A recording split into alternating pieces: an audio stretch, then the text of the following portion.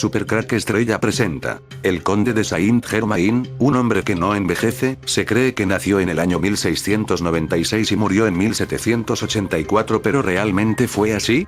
El misterioso personaje fue un alquimista, cortesano, aventurero, inventor, músico y compositor. Pero principalmente ha sido conocido como un famoso ocultista, y su historia encierra un grande misterio. El misterio del Conde de Saint-Germain, viajero del tiempo. El ser que nunca muere y ha participado en los grandes momentos de la historia. Según algunas fuentes, su sobrenombre de Saint-Germain viene de Santus Germanus, que quiere decir santo hermano.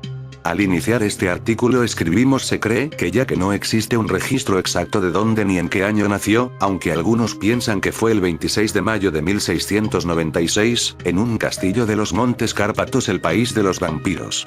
También se cree que fue hijo del último rey de Transilvania, Francisco Rákóczi II. Y aunque sí existe registro de su muerte, que data del 27 de febrero de 1784 en Eckernförde, Schleswig, muchos creen que fue y es aún un hombre inmortal. Su historia está escrita en la Santísima Trinosofía o Santa Trinosofía, único libro que escribió el conde ambidiestro, aunque se le atribuyeron otros tantos en realidad apócrifos. Saint-Germain formó parte de la francmasonería. Extraño resulta que se desconociera el origen de su fortuna, su nacionalidad, su familia y origen en cuanto a árbol genealógico y si tenía esposa o hijos. Él aseguraba haber sido iniciado en la Soberana Orden de los Caballeros de Malta, donde pudo estudiar los arcanos de la alquimia. Hablaba muchos idiomas a la perfección como el inglés, italiano, alemán, español, portugués, griego, francés, latín, chino, árabe, caldeo, hebreo, sirio y sánscrito. Además de algunos dialectos, y también el cuneiforme babilonio y los jeroglíficos egipcios. Además de muchos conocimientos de política, ciencias sociales, artes, ciencia, poesía, medicina, química, música y pintura. Se dice que no permanecía mucho tiempo en un solo lugar y viajaba constantemente por Europa. Visitaba continuamente el Tíbet, África y Turquía. En Austria, el conde de Saint-Germain curó al mariscal francés Bellisle, contra todo pronóstico, ya que había sido herido gravemente en Alemania. El militar Bellisle se lo llevó a París y le puso un laboratorio equipado, como agradecimiento. Austria sería la ciudad en donde se originó oficialmente la leyenda de Saint-Germain. Su aspecto en esencia era de permanencia y físicamente, de radiante juventud. De ojos azules y rubio. El conocimiento que tiene el conde de Saint-Germain sobre el idioma árabe, le permite vivir plácidamente en Kuwait desde el año 2009, donde tiene un laboratorio. La información es escueta pero suficientemente significativa. Amir Javier Al-Ahmad Al-Jabar Al-Sabah, la máxima autoridad del Emirato de Kuwait, desde hace un tiempo cuenta con un consejero no árabe. Se trata de un europeo, de aproximadamente 45 años, que asombró a la totalidad del califato por su formidable erudición y por la manera en que cautiva a todos los que lo rodean. Cuando le piden sus señas, se limita a decir conde de Saint-Germain. Cuerpos. No es un individuo normal. Existen numerosas evidencias que probarían que ni siquiera es un ser humano, sino una fuerza superior que se encarna en ciertos seres humanos, ocupando cuerpos cual trajes temporarios. Entró en el cuerpo de un hombre del Paleolítico. Estuvo en un faraón de la primera dinastía. En el faraón Narmes que vivió en los tiempos de Sodoma y Gomorra. Se encarnó en el profeta Samuel, de la tribu Leví. Fue San Albano, el primer santo británico, en el siglo III. Visitó el cuerpo del mago Merlín entre los años 1214 y 1294. Posteriormente, fue Roger Bacon, conocido como el Doctor Mirabilis. Luego fue Christian Rosenkreutz, introduciendo la logia Rosacruz en Europa en 1561. Encarnó en Francis Bacon. Este video de Supercrack Estrella nos muestra el recorrido del condeo. En 1835 el historiador alemán Oettinger lo encontró en París y en 1846 el embajador inglés Charles Van Damme dialogó con el conde de Saint-Germain en la corte de Luis Felipe. A fines del siglo XIX Madame Blavatsky lo encontró en el Tíbet, un lugar muy especial para el conde, donde adquirió muchos de sus conocimientos. Aquí también lo encontraron los nazis antes de comenzar a la guerra. Cuando paseaba con su padre por Londres en 1851, en su 20 aniversario, vio por primera vez a M., su maestro espiritual, un Rajput alto y noble al que reconoció como el protector de sus visiones y sueños de infancia. Él le habló de un trabajo futuro que realizaría bajo su dirección después de prepararse en Oriente. Hay evidencias más tarde de sus estancias en India, Tíbet y Cachemira hacia 1867, donde estaría con Mahatma Gautam Mourya y el conde Saint Germain. Este último, aunque no vivía allí, iba continuamente. Estos dos maestros, como explicó después, raramente aparecían en el mundo abiertamente, pero podían proyectar su forma en cualquier lugar. Ya en nuestro siglo, en 1901 el sabio inglés Lea Beater tuvo una charla con el conde en Roma. Existen registros de su presencia en Buenos Aires, en las fiestas del centenario, 1910, y en esa oportunidad predijo la Primera Guerra Mundial que se acercaba y se produciría 4 años más tarde. En 1917 fue un bolchevique de activa participación en la Revolución Rusa. En 1934 se lo ubica en Roma. El escritor italiano Enrico Contardi Rodio cuenta haber tenido una larga charla con el conde en Piazza Navona. En 1939 se lo encuentra nuevamente en el Tíbet. En 1945 se le encuentra en el laboratorio secreto nazi Königsberg 13. Conocido como el Príncipe Negro. No muy lejos de la Casa del Concilio, en el pantano inferior, se encontró una vez una de las principales logias masónicas de la capital prusiana. El Tercer Reich la convirtió en un laboratorio secreto para su proyecto Ahnenerbe, que estudiaba las prácticas ocultas. La cosa es que la conciencia de Hitler y sus compatriotas estaba muy sujeta a mistificaciones, dice el historiador local Sergei Trifonov. Los nazis eran muy sensibles al ocultismo y hacían un uso meticuloso de escritos y símbolos antiguos. Mi colección de fotos tiene más de 80.000 signos maestros y runas, grabados en ladrillos, zarpas de lobo y palmas de manos de niños recogidos en este territorio. Entre los objetos extraños encontrados en Königsberg 13, esta cifra siempre acompañó a la ciudad. Si se suman los números de su año de fundación, 1255, produce 13, había un conjunto de huellas de Lucifer, una máscara post-mortem de niño y uñas de Ludwig, clavadas con un martillo en la frente de una persona fallecida que había guardado información secreta mientras estaba viva. Fue en la primavera de 1945. El ejército soviético fue bloqueado por un anillo denso Königsberg, que después de la tormenta se hundió en el silencio y la oscuridad de la noche. Los centros de resistencia surgieron a veces, pero fueron rápidamente extinguidos por los soldados soviéticos. El único lugar que trajo ciertos problemas al ejército soviético estaba a 40 kilómetros de Königsberg en la costa de la bahía. Era el castillo de los maestros de los cruzados, Valga. Las negras dedicadas a las SS mantuvieron la defensa de esta área hasta la muerte.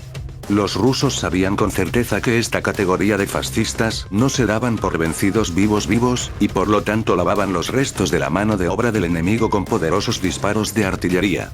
El asalto había estado sucediendo durante varios días, pero con cada ataque, el castillo de Valga respondió con fuego de huracán. Y, sin embargo, terminado. Cuando los soldados entraron al castillo, vieron una pila de cuerpos de devotos negros SS, monjes budistas, muchos suministros rituales y una montaña de armas. Para sorpresa de muchos, la mayoría de los muertos en el castillo se quitaron la vida voluntariamente. En todas partes, había rastros de algún ritual extraño. Quién lo llevó a cabo y por qué, también, no estaba claro. La única persona que resultó estar viva, pero sin conciencia y con las más mínimas señales de participar en la batalla, yacía en el centro de la plaza del castillo. Hubo una impresión de que todo estaba sucediendo a su alrededor y bajo su liderazgo de esta persona. Cuando intentaron darle vida y abrieron ropas negras sin precedentes, en su pecho leyeron la inscripción gótica: El Príncipe Negro. Varios días tuvieron que ser gastados por médicos, para que él cobrara la vida, luego el despeto y comenzó a hablar. Luego aprendieron cuál fue la revelación del monje negro. En 1937, los empleados del laboratorio secreto Königsberg 13, que habían recibido una orden del centro, salieron urgentemente hacia el castillo de Valga.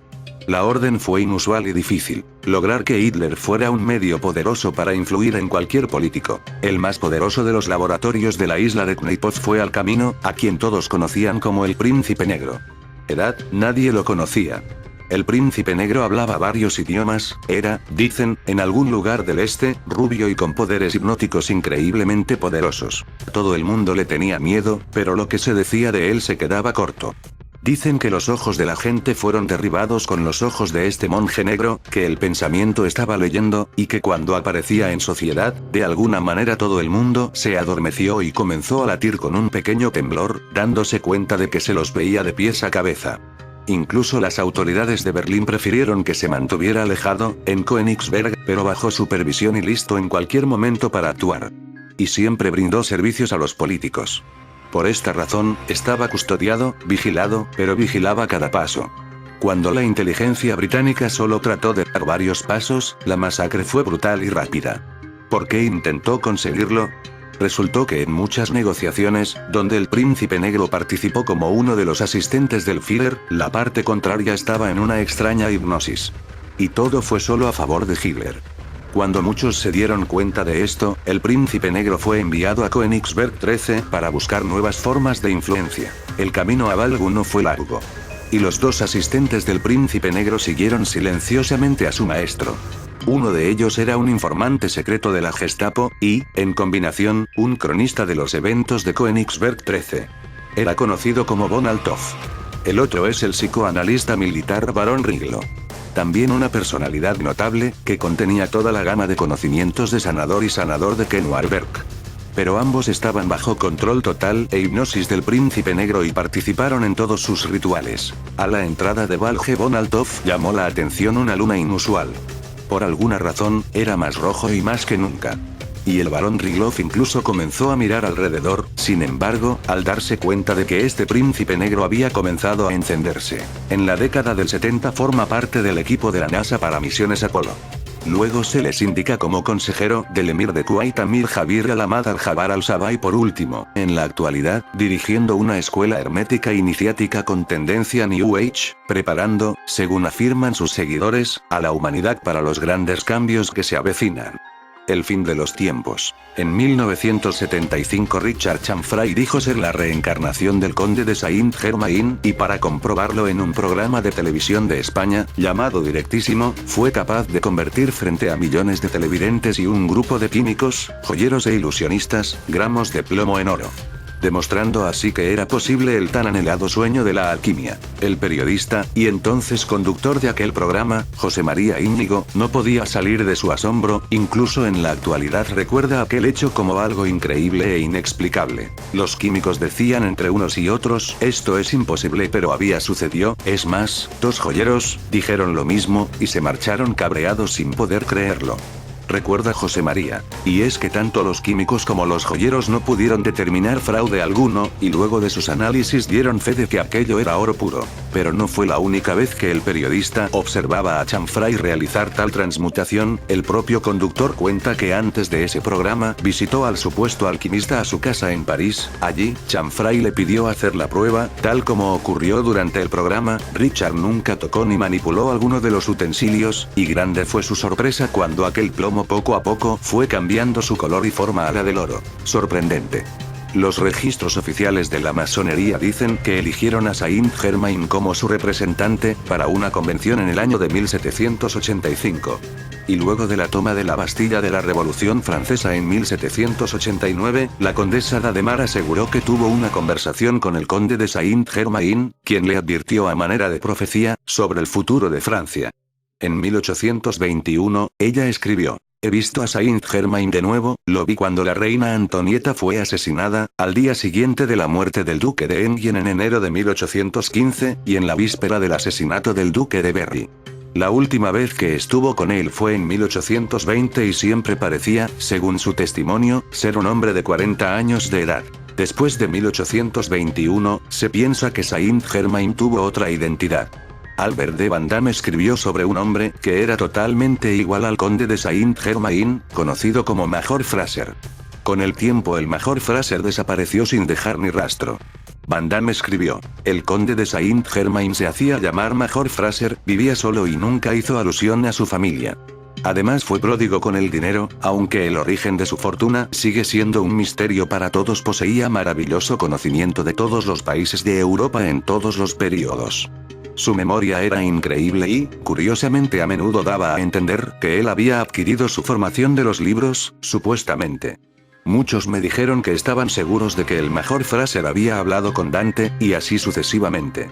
Entre los años 1880 y 1900, Saint-Germain se hizo presente a los miembros de la sociedad teosófica, incluyendo a la famosa y mística Elena Blavatsky, quienes afirmaron que aún estaba vivo y trabajando el desarrollo espiritual de Occidente.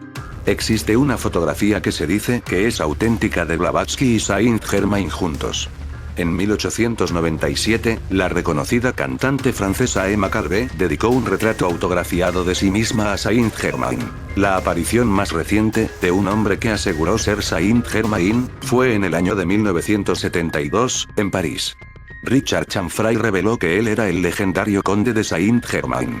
Dio su testimonio en televisión abierta en Francia, y según él, para demostrarlo, convirtió plomo en oro en una estufa de acampar frente a las cámaras de televisión. Chanfray se suicidó en el año 1983. ¿Quién fue el conde de Saint-Germain? Para algunos se trata de una invención, toda una leyenda fantástica, mientras que para otros se trata de una realidad, ya que son muchos los testimonios a lo largo de la historia, de reconocidas personalidades, incluyendo alta nobleza, que aseguraron haberle conocido y dieron supuestas pruebas de su existencia, a lo largo de la historia.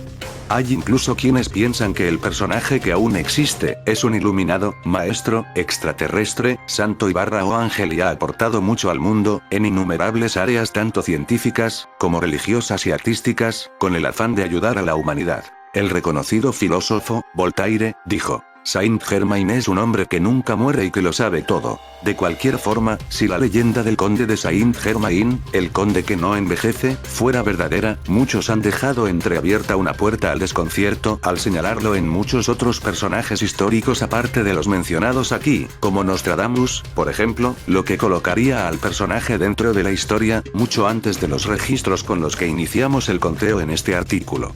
¿Logró como alquimista la eterna juventud y la inmortalidad? ¿Sigue vivo? ¿Caminará entre nosotros actualmente? Las preguntas para la mayoría de las personas serán absurdas y una fantasía o historia de ciencia ficción, pero ¿qué tanto podemos negar la existencia de un hombre distinto a la mayoría? Su existencia rompería todos los paradigmas de la ciencia. ¿Y tú qué piensas? ¿Podría ser el conde Saint-Germain un viajero del tiempo?